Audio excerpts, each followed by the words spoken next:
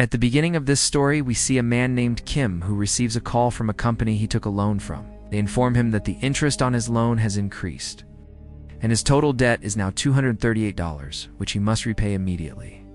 When asked if he has anything to say, Kim replies, "Now you've only made my decision clearer." He disconnects the call.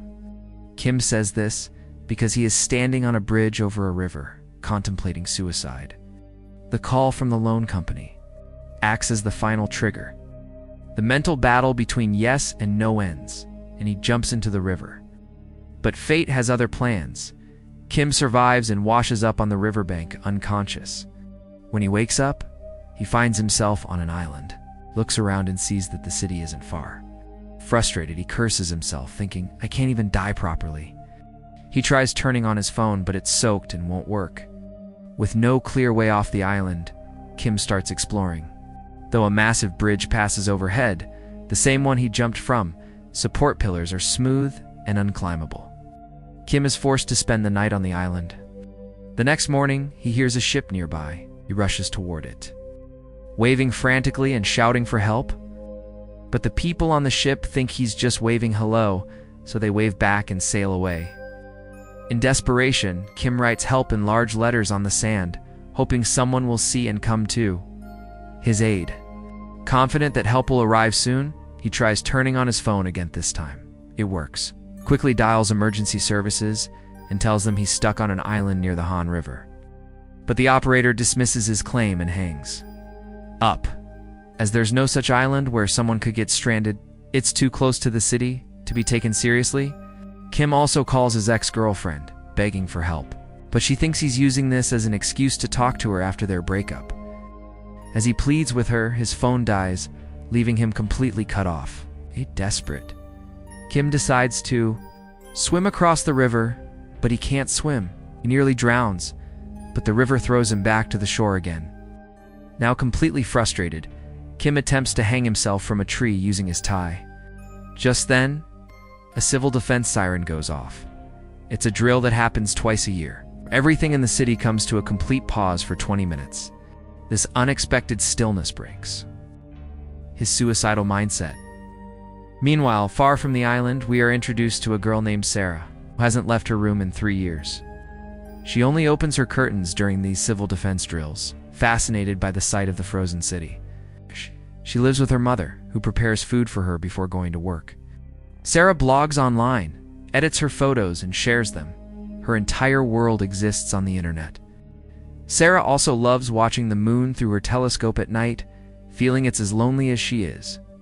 On this day, the drill day, she opens her curtains and looks through her telescope, notices the word help written on the islands. Sure, curious, she zooms in and sees Kim, about to hang himself, but the siren stops him. This keeps Sarah awake at night. She wonders if the man survived. The next day, she sees Kim is still alive, yelling toward the city in anger. He feels rejected by the world and expresses his rage out loud. Back on the island, hunger kicks in. Kim finds some wild flowers he used to eat as a child. As he eats them, memories of his innocent past bring tears to his eyes. But flowers aren't enough.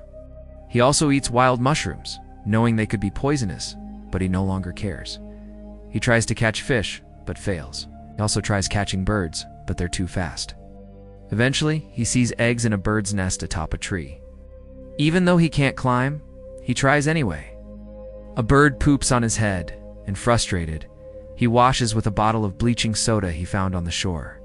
But then, something unexpected happens. The chemical kills or stuns several fish in the water.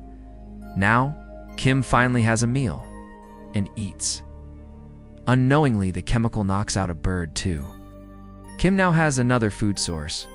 He also finds a large duck-shaped inflatable boat that washed ashore, probably discarded by someone. He brings it to shore and uses it as his new home.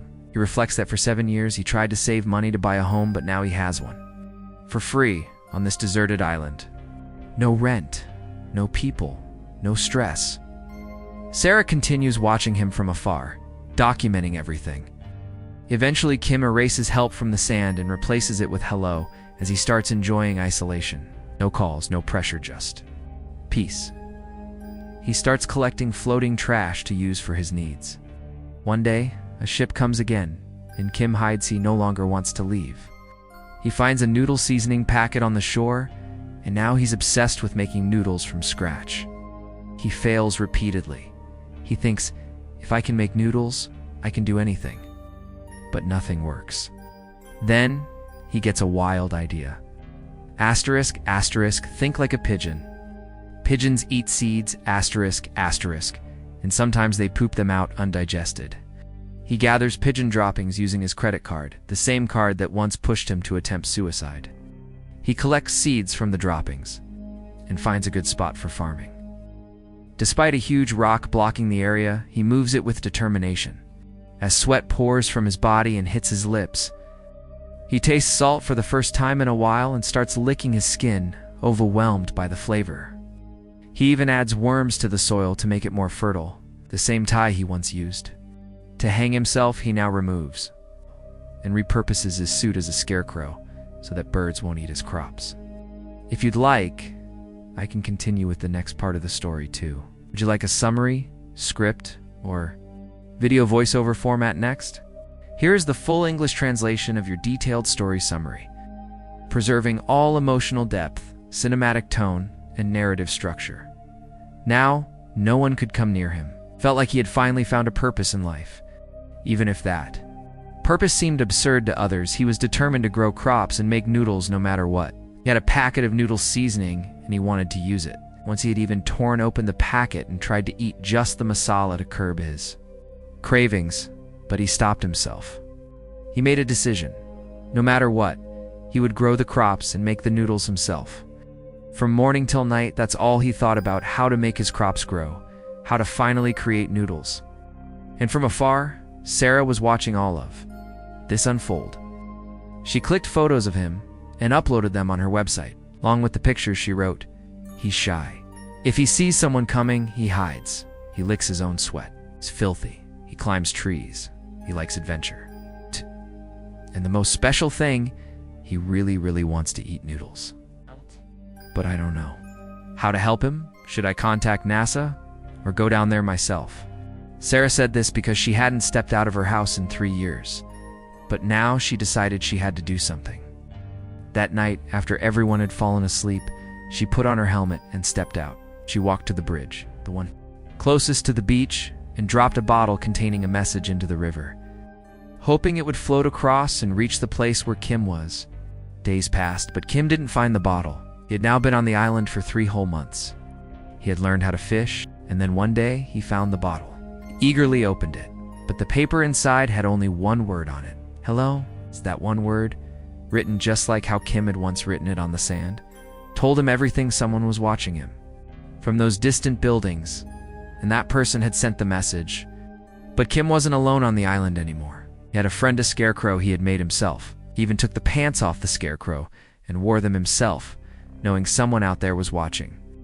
The seeds he had planted had now grown into tiny plants, filling him with joy.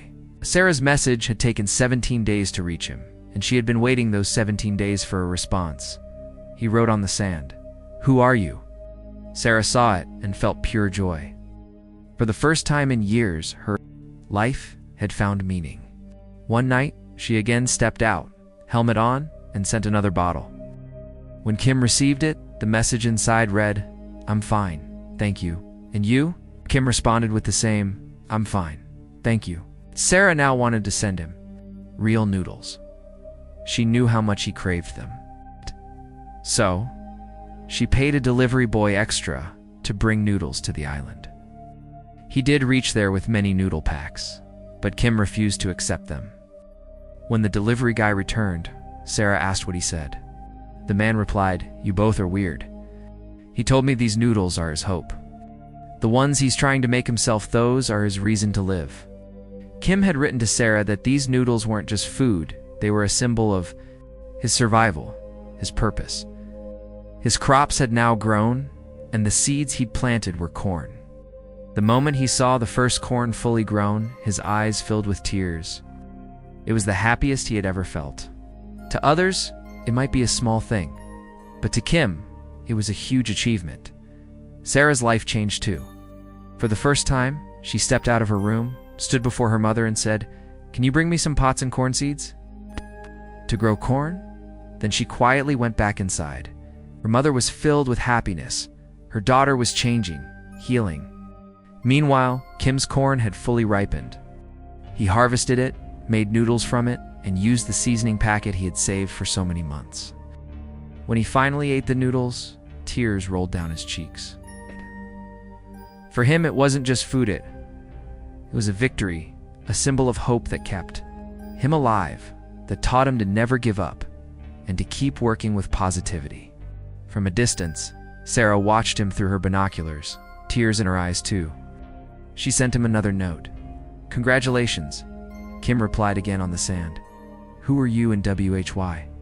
Who are you and why are you sending me messages?" Sarah saw it, but didn't respond. On her website, where she posted Kim's story and pictures, people began commenting that the page was fake. The photo Sarah had used wasn't her real one, it was someone else's. One of the followers recognized her and exposed her. She was accused of being a fraud. Hurtful comments poured in, and her eyes welled up with tears. She had worked so hard, and now people were calling her a liar. She fell into depression. Back on the island, Kim kept waiting for a message from Saria, but nothing came. Then, one day, a storm broke out. Rain poured down heavily. His crops were destroyed. His hut, his home, everything was swept away by the rising water. He tried to hold on, but the current was too strong. Everything he had built was gone. Next morning, Sarah looked through her binoculars and saw Kim sitting there, devastated. He even wrote a message for her in anger. And then, suddenly, he heard a ringing sound behind him. When he turned around, he saw two government officials. They had come to clean and restore the restricted island. Kim ran. He didn't want to leave, but more people arrived. They caught him. "You're not allowed to be here," they said. "This island is off limits." Kim pleaded with them to let him stay. "Please, I want to live here," he begged. But they dressed him, placed him on a boat, and took him away. His little world, his dreams, everything gone. As the boat pulled away, he looked back toward the building where Sarah used to watch him, knowing he would never be able to contact her again. Sarah saw everything. She hadn't stepped out during the day for years. But today, if she didn't, she would lose Kim forever. So she ran. She ran like mad toward the place where she might meet Kim. Kim was now on a roadside, waiting for a bus. It arrived. As he stepped onto it, Sarah spotted him. She ran toward the bus, but it started moving. She chased it, but it quickly disappeared from her sight. It seemed like they were now separated forever. Tears filled their eyes. Sarah turned back, broken. But then, the civil defense alarm went off. It was part of a national drill that happened. Twice a year, for 20 minutes, everything in the country froze. Sarah realized the bus must have stopped too. She ran toward it and climbed aboard. Kim saw her, stunned. She walked up to him and said, "My name is Sarah. Who are you?" Kim couldn't say anything. He had once lost all hope in life, but now hope had returned. Just then, the second siren went off. The 20-minute pause had ended. The bus began to move. Sarah stumbled, about to fall, but Kim grabbed her hand. And in that moment, a smile lit up Sarah's face. It was a sign that from now on, they would always be together. With this beautiful scene, the movie comes to an end. Comments which film you'd like to hear about next?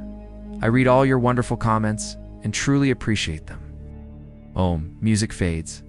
Let me know if you'd like this in a voiceover-ready format or script style.